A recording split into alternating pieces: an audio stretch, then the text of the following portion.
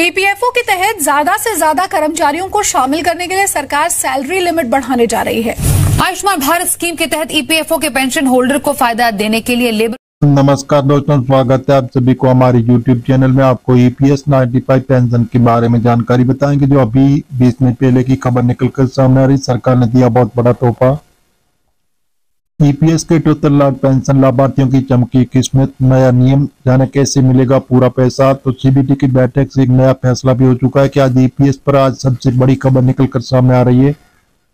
तो जी हाँ दोस्तों, जैसे ईपीएस पेंशन बढ़ेगी तो आपको कितना बढ़ा हुआ पेंशन मिलेगा, इसके बारे में विस्तारपूर्वक जानकारी आपको इस वीडियो के अंदर मिलेगी। तो आप बने रहिए हमारी वीडियो में शुरू से अंत तक, आपको स्टेप बाय स्टेप आज की ताजा जानकारी मिलेगी।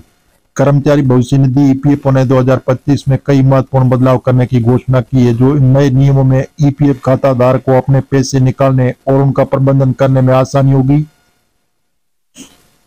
ईपीएफओ को नए नियमों का उद्देश्य सदस्यों को बेहतर सुविधाएं प्रदान करना और उनके रिटायरमेंट फंड को सुरक्षित रखना। आइए जानते हैं नए नियमों के बारे में विस्तारपूर्वक जानकारी। ईपीएफओ ने पेंशन निकासी प्रक्रिया को सरल बनाने के लिए कई कदम उठाए और केंद्रीकृत पेंशन भुगतान प्रणाली सीपीएस लागू होगी, जिससे पेंशन धारक देश में किसी भी बैंक से अपनी पेंशन निकाल सकेंगे। और इसके लिए अलावा ईपीएफ योगदान की सीमा को भी हटाने की योजना, जिसमें कर्मचारी अपनी वास्तविक सैलरी के हिसाब से योगदान कर सकेंगे।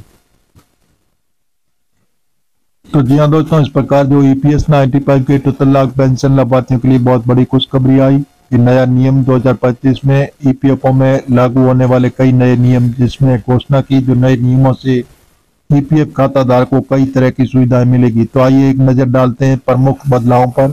तो नया नियम विवरण है, जो आप एटीएम से पैसे निकालने की सुविधा आपको मिलेगी और ईपीएफ सदस्य एटीएम कार्ड से 24x7 पैसे निकाल सकेंगे। योगदान सीमा में बदलाव, वास्तविक सैलरी के हिसाब से ईपीएफ में योगदान करने की अनुमति होगी। इक्विटी निवेश में वृद्धि, बेहतर रिटर्न के लिए ईटीएफ जैसे रिडेम्पशन से प्राप्त राशि का पुनर्निवेश, किसी भी बैंक से पेंशन निकासी, सीपीएस के तहत किसी भी बैंक शाखा से पेंशन प्राप्त करने की सुविधा मिलेगी। आईटी सिस्टम अपग्रेड होगा, तेज क्लेम प्रोसेसिंग और बेहतर सेवाओं के लिए IT system upgrade. Direct equity निवेश, ईपीएफ सदस्यों को सीधे इक्विटी निवेश करने की अनुमति होगी। ईपीएफ मासिक पेंशन में बढ़ोतरी होगी और अब ईपीएस पेंशन को मिलेगा 9,000 रुपये। तो पूरी जानकारी आपको इस वीडियो के अंदर मिलेगी। एटीएम से ईपीएफ पैसा निकालने की सुविधा जो है, सरकार ने बहुत ही अच्छी सुविधा दी आपके लिए। जो ईपीएफ ने एक बड़ा बदलाव भी करते हुए सदस्यों को एटीएम कार्ड जारी करने का फैसला किया। इस कार्ड से सदस्य 24 घंटे अपने ईपीएफ खाते से पैसा निकाल सकेंगे। ये सुविधा 2025 में शुरू होने की उम्मीद बताई जा रही है। इससे सदस्यों को पैसे निकालने में काफी आसानी होगी और समय भी बचत होगी। वर्तमान में भी ईपीएफ पैसे निकालने में 7-10 दिन का समय लगता है। ईपीएफ योगदान सीमा में बदलाव, वर्तमान में कर्मचारी अपनी बेसिक सैलरी का 12% ईपीएफ खाते में जमा करते हैं, लेकिन ईपीएफ अंदर आता है 15,000 रुपये की सीमा लागू होती है। तो नए नियम के तहत कर्मचारी अपनी वास्तविक सैलरी के हिसाब से ईपीएफ में योगदान कर सकेंगे।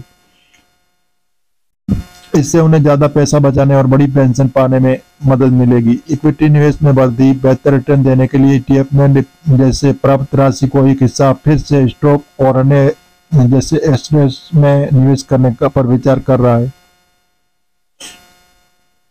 इससे ईपीएफ खाता धारक को लंबी अवधि से बेहतर रिटर्न मिल सकेगा और किसी भी बैंक से पेंशन निकासी। 2025 से केंद्रीकृत पेंशन भुगतान प्रणाली सीपीएस लागू होगी। इसके तहत 7.8 मिलियन कर्मचारी पेंशन योजना के सदस्य देश के किसी भी बैंक शाखा से अपनी पेंशन निकाल सकेंगे। इससे पेंशनधारक को काफी सुविधा होगी और नया नियम और प्रक्रिया, जो ईपीएफ खाते से पैसा निकालने के लिए कुछ नियम और शर्तें हैं, तो आइए जानते हैं इनके बारे में। आपको विस्तारपूर्वक जानकारी बताएंगे। नौकरी छोड़ने पर पैसे निकालना, 1 महीने की बेरोजगारी के बाद आप 75% की राशि निकाल सकते हैं। 2 महीने की बेरोजगारी के बाद बची हुई 25% राशि निकाल सकते हैं और नई नौकरी मिलने पर बची राशि नए ईपीएफ खाते में ट्रांसफर हो जाएगी। शादी के लिए अगर पैसा निकालना या खुद बच्चों की शादी के लिए 50% तक राशि आप निकाल सकते हैं और कम से कम 7 साल ईपीएफ में योगदान करने के बाद ये सुविधा मिलेगी। घर खरीदने के लिए पैसे निकालना, गंभीर बीमारियों के इलाज के लिए 6 महीने तक की बेसिक सैलरी प्लस BA तक निकाल सकते हैं। खुद या परिवार के सदस्यों को इलाज के लिए सुविधा मिलेगी। रिटायरमेंट पर पूरा पैसा निकलना। 55 साल की उम्र के बाद पूरा EPF कॉर्पस निकाल सकते हैं। 54 साल की उम्र में 90% तक राशि निकालने की अनुमति। EPF विड्रॉवल पर टैक्स के नियम। EPF खाते से पैसे निकालने पर टैक्स के कुछ नियम है। जो 5 साल से पहले निकासी पर 10% TDS कटेगा। पैन देने पर 20% TDS कटेगा। 5 साल के बाद निकासी पर कोई टैक्स नहीं लगेगा और 50,000 रुपये से कम निकासी पर TDS नहीं लगेगा। तो EPS पेंशन पर न्यू अपडेट आ चुकी है कि पेंशन भोगियों की बल्ले अब पेंशन में इजाफा। तो नई अपडेट से EPS 95 पेंशन के फायदे और नुकसान, इसके बारे में इमरजेंसी में पैसा की जरूरत पूरी हो जाती है तो शादी घर खरीदने जैसे बड़े खर्चों में मदद मिलती है। रिटायरमेंट के बाद आर्थिक सुरक्षा मिलती है। टैक्स बचत का लाभ मिलता है। नुकसान जैसे जल्दी पैसे निकालने से रिटायरमेंट फंड कम हो जाता है। कंपाउंडिंग का फायदा नहीं मिल पाता है। 5 साल से पहले निकासी पर टैक्स लगता है और विड्रॉवल के लिए जरूरी दस्तावेज जो EPF खाते से पैसा निकालने के लिए इन दस्तावेजों की जरूरत पड़ती है, जैसे Aadhaar card, PAN card, bank passbook copy, UN number. Form 19 पूरी राशि निकालने के लिए, फॉर्म 10 से पार्शियल विड्रॉल के लिए और विड्रॉ करने के लिए ऑनलाइन प्रक्रिया है। जो EPF खाते से पैसे निकालने की ऑनलाइन प्रक्रिया शुरू कर दी है। इसके लिए आपको इन स्टेप को पालन कर सकते हैं। आप EPFO की आधिकारिक वेबसाइट पर जाएं और UN पासपोर्ट से लॉगिन करें और जैसे 311910D पर क्लिक करें और डेटा वेरीफाई करें और क्लेम टाइप में राशि चुने, अकाउंट डिटेल भरें, सबमिट करें। OTP से वेरीफाई होगा और जुड़े महत्वपूर्ण सवाल जो क्या नौकरी छोड़ने पर पूरा निकाल सकते हैं, नहीं नौकरी छोड़ने पर 1 महीने के बाद 75%, 2 महीने के बाद 25% निकाल सकते हैं। तो क्या EPF खाते से लोन ले सकते हैं? हाँ, कुछ शर्तों के साथ EPF खाते से आंशिक निकासी लोन की सुविधा है। क्या रिटायरमेंट से पहले पूरा EPF निकाल सकते हैं? 58 साल की उम्र के बाद पूरा EPF कॉर्पस निकाल सकते हैं। 54 साल में 90% तक राशि निकाल सकते हैं। तो क्या EPF ट्रांसफर करना जरूरी है? नहीं, लेकिन नई नौकरी में EPF ट्रांसफर करना फायदेमंद होता है। इसमें सभी फंड एक जगह रहते हैं।